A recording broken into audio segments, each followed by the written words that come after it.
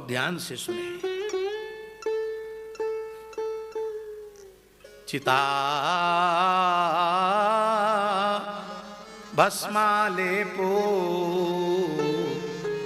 गरल मसनम दिक्पट धरो।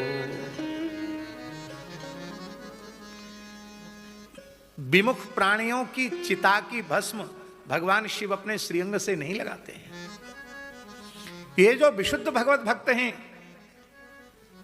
जिनका संपूर्ण जीवन भगवत चरणारविंद में समर्पित हो चुका है, जिनके रोम रोम से रंकार गूंजता है, भगवान नाम प्रकट होता है, ऐसे जब भगवान के प्राण प्यारे भक्त अपने देह का विसर्जन करते हैं तो उनके उस पवित्र जप युक्त देह के प्रति शिवजी का इतना अनुराग है कि उनकी भस्म को वे अपने श्रीअंग पर धारण करके उस भक्त के आलिंगन का सुख प्राप्त करते हैं और उस भस्म की रज के एक एक कण से हरिनाम प्रकट होता है।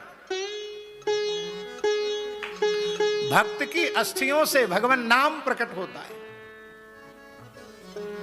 आप लोगों ने जटिया बाबा का नाम सुना है? यहां कोई जटिया बाबा का परिकर है क्या?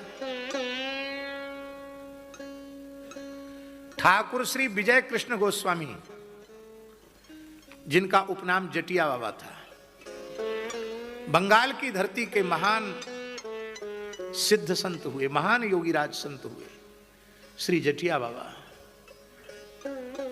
आज भी उनकी परंपरा में सिद्धों की परंपरा है। श्री जटिया बाबा का जीवन चरित्र पढ़ने योग्य है। बड़े दिव्य संत थे श्री जटिया बाबा। श्री चैतन्य महाप्रभु के अत्यंत प्रिय पार्षद श्री अद्वैत प्रभु के वंश में उनका जन्म हुआ था।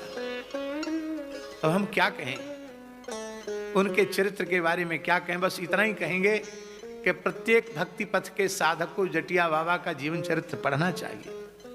ऐसा जीवन चरित्र है। उनके एक शिष्य हुए कुलदानंद ब्रह्मचारी, उन्होंने सद्गुरु संग नामक पुस्तक लिखी। वो तो अद्भुत है साधकों के लिए।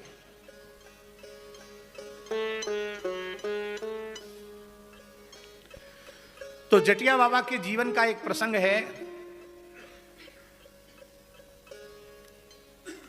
100-150 साल पुरानी बात है। वृंदावन में कुंभ का आयोजन था और आप इस गए चलते चलते बैठ गए यमुना किनारे। लोगों ने कहा महाराज जी क्यों बैठे? बोले यहां कान लगाकर सुनो। तो लोगों ने कान लगाकर सुना तो वहां से हरिनाम की ध्वनि प्रकट हो रही थी। यहां से हरिनाम कैसे सुनाई पड़ रहा है? तब उन्होंने कहा कि एक नाम जापक महात्मा, उन्होंने यहां बैठकर भजन किया। भजन करते करते उनका शरीर शांत हो गया। उनका शरीर यहां मिट्टी के भीतर है।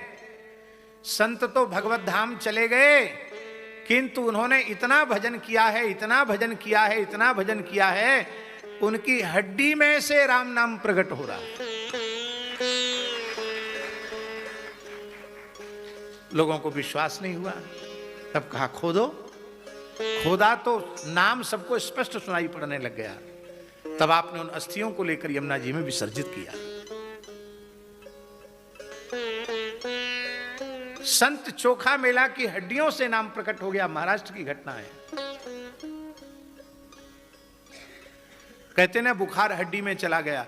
अरे बुखार जैसी बीमारी हड्डी में चली जाती है तो सच्चिदानंद भगवान नाम हड्डी में नहीं प्रविष्ट हो जाएगा क्या?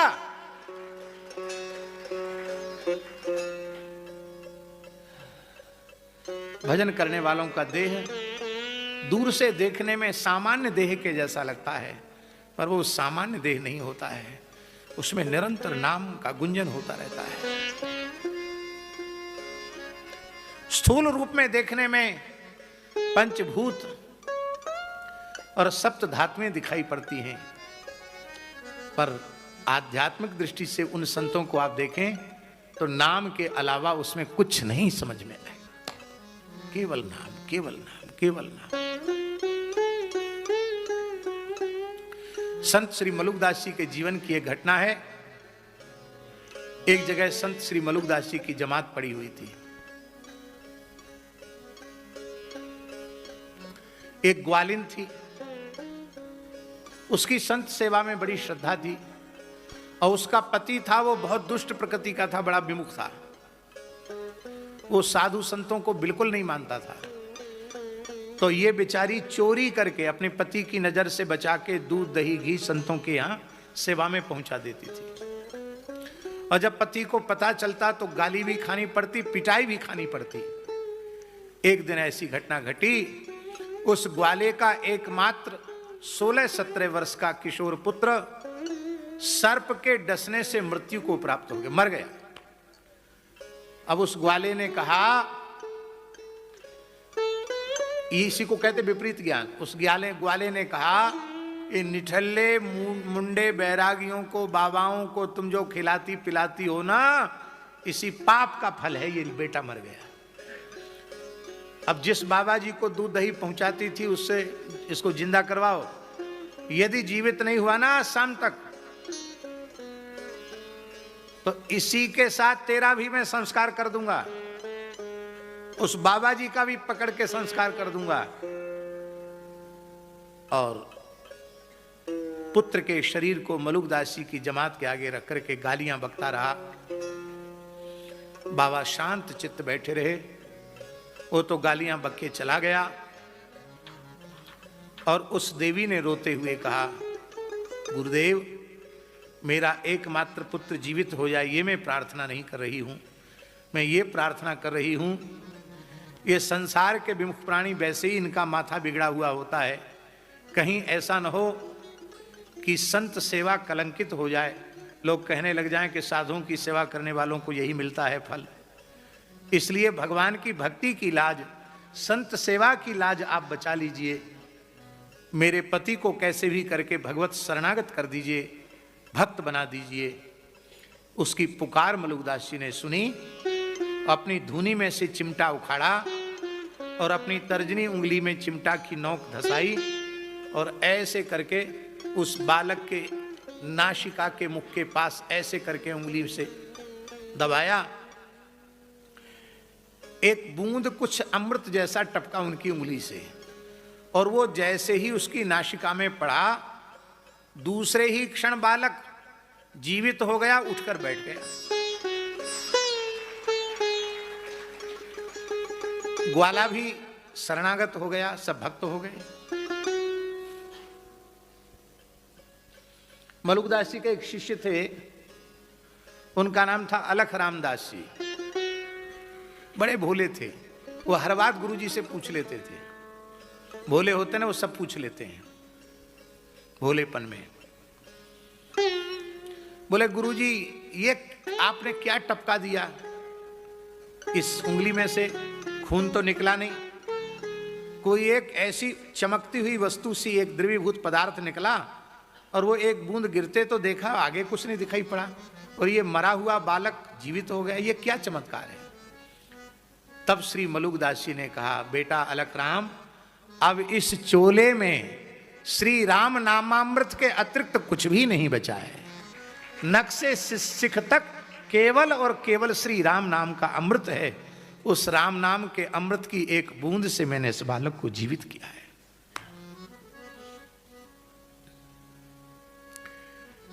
ऐसे उन भक्तों के भस्म को, उनकी अस्थियों को मैं धारण करता हूं।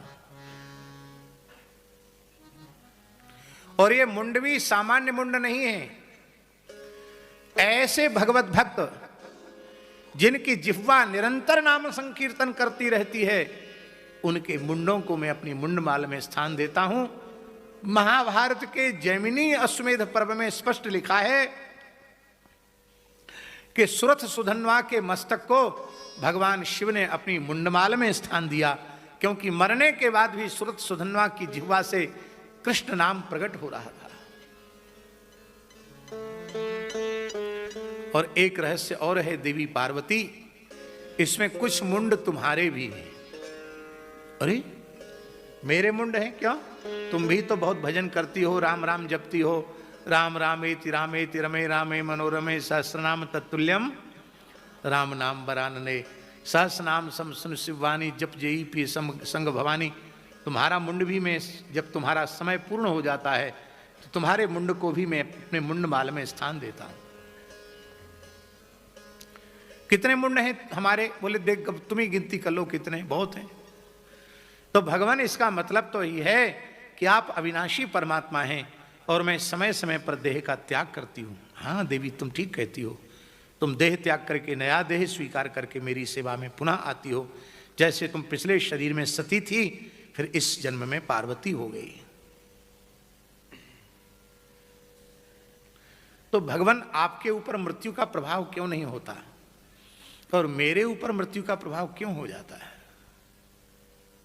भगवान शिव ने कहा देवी मैं अमर कथा का आश्रय लेकर के रहता हूं, उस अमर कथा के रस का पान करता हूं। उस रस के पान के प्रभाव से जरा जन्म मृत्यु काल ये मेरा स्पर्श नहीं कर सकते।